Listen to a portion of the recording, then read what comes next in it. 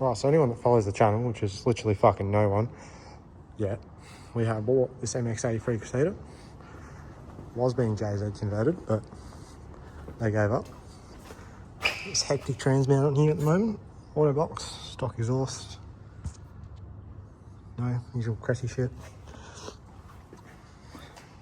But anyone that knows or has watched any previous videos, I used to have a red one, which had this r154 in it, and the 7M.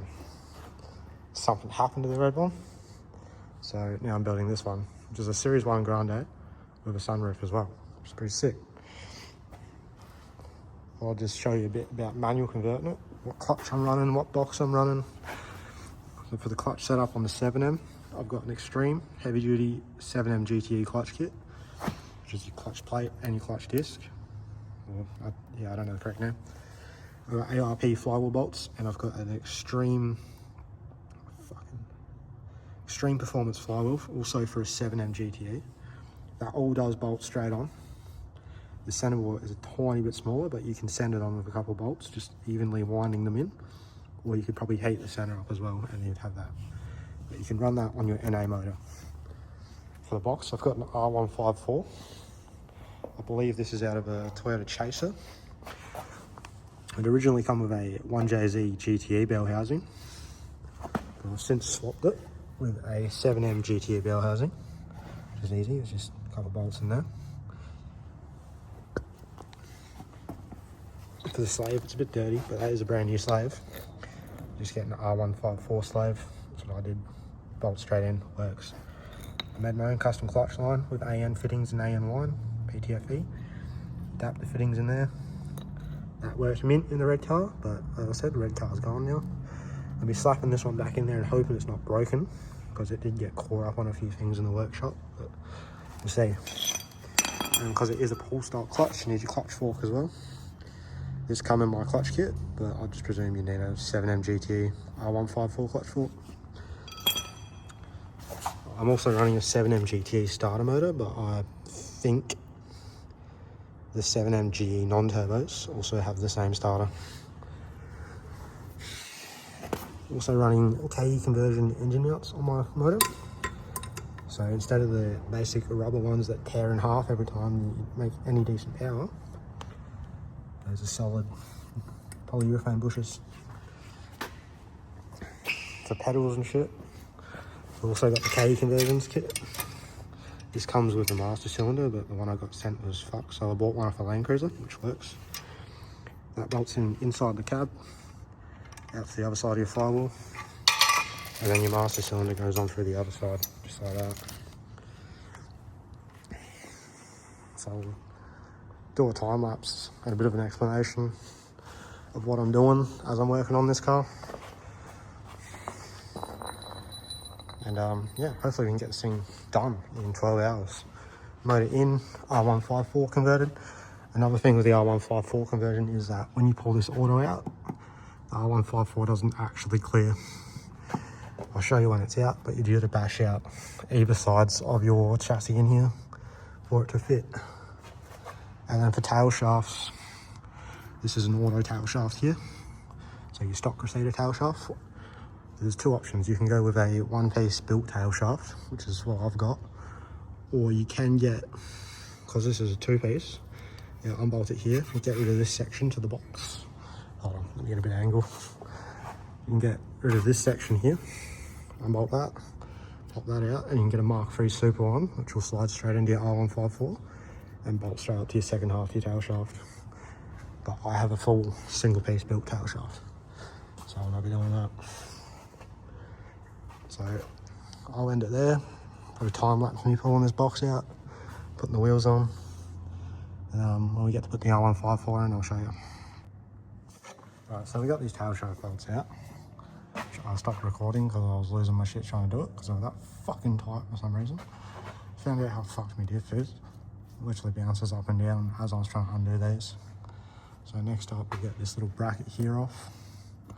Fuck that off. We got these center bearing ones out.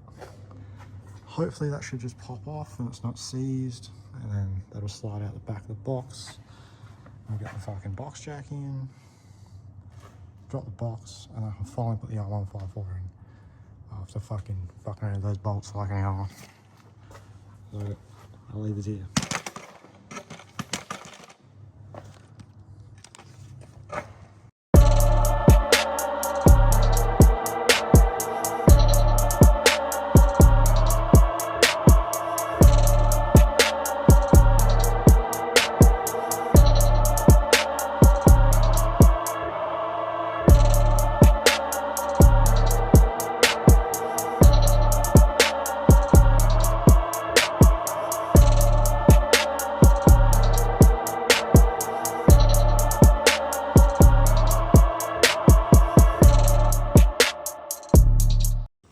Next part, I'm going to take this out, that out, that out, so that we can get our manual shifter through and get the box in, which we got strapped up over there.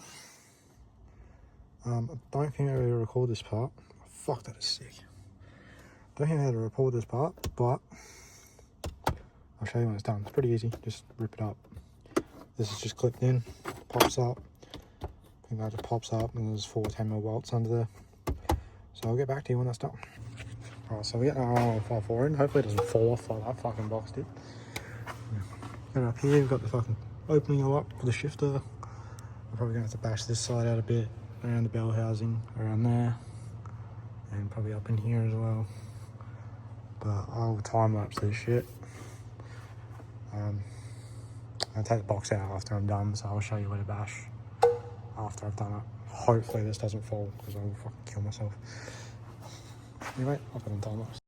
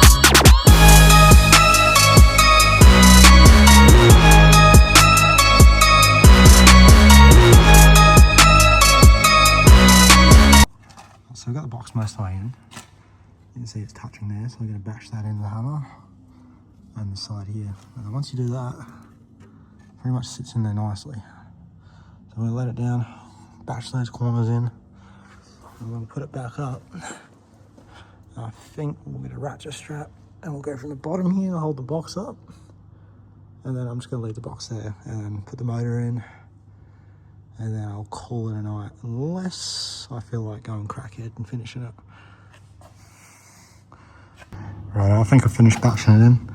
So what you really want to do is you want to go from about this lip here. So that's from here to here. But you want to go from here to about here, up in this area. And that's on the passenger side. And you bash all that in. And then this side's the side you need to worry about the most. Can't really see it on camera, but I've caved the fuck out of that. So just bash all that in from like this area or there, and then your box should fit your R154. Unfortunately, you have to bash them to get them in. No one's going to see it, so it's okay. So I'll stop recording for a bit because I just wanted to get shit done. We got the box in. I put Olmed's contraption back on because it's just fucking too convenient not to use it. I just had to run some bigger techies in. Just ignore that. We've got the bolster on up, shifter's in. This is sitting a bit low, but when I go to put the motor in, I'll jack it up so it actually lifts up. I'm pretty sure, because when it's jacked up, it's level with here. I'm pretty sure it's fine. I'll find out when I have to pull it all apart again when it doesn't work, but I'm going to move on to put the motor in now, which I've done before, so I'm just going to time lapse it and not really explain anything.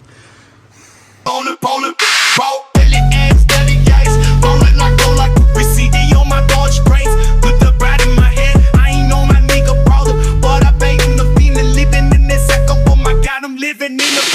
It's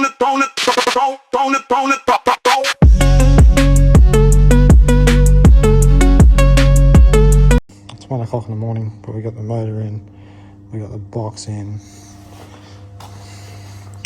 I've got no way to get home. I can't oversee this thing yet. Box is in. I'm just gonna go through, tidy up, put some radiator on, do the coolant lines, probably put the loom in the cab, do a couple small things before I go home.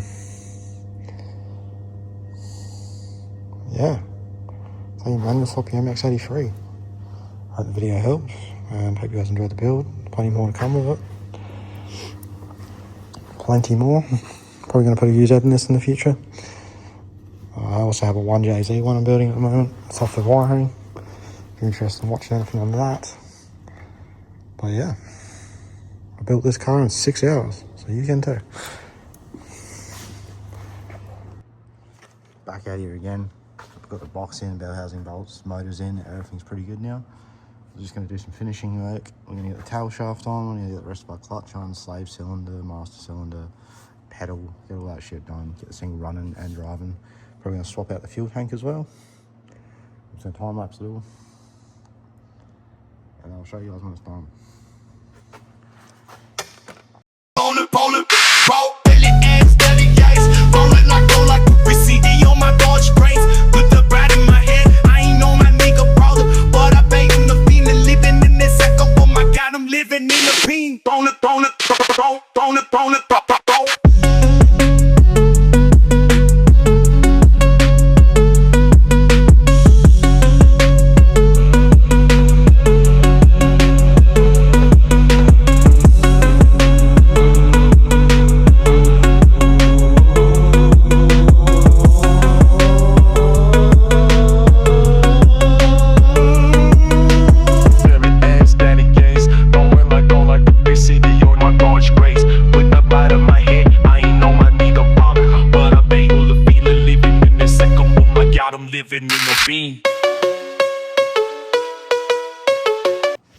So I went through and did everything else without recording it because it was all pretty boring, straightforward shit. Put all the intake back on, radiator back in, coolant hoses, shit that no one wants to watch me do. And I didn't bother time lapsing it. But everything's about to go now. All the plugs are in, the sensors are in, put the new pump on, airbox is on, everything's working. Doesn't run yet because the igniter broke, unfortunately. Plug fell off. I could probably fix that, but I'd rather just get a new one anyway. Other than that, the manual swap's done. The only thing I might record next is putting the clutch pedal in and the master cylinder, but that's pretty straightforward as well. I'm just using the KE conversions. One bolt straight in, goes through the firewall, and then your master cylinder goes on the other side of the firewall, so obviously that goes in the cab. And your master cylinder would slide in through here, which Cressidas have a recess for them from factory, even though they never came factory manual. So I'll probably do that, and then that'll be it for the video until I use that swap it.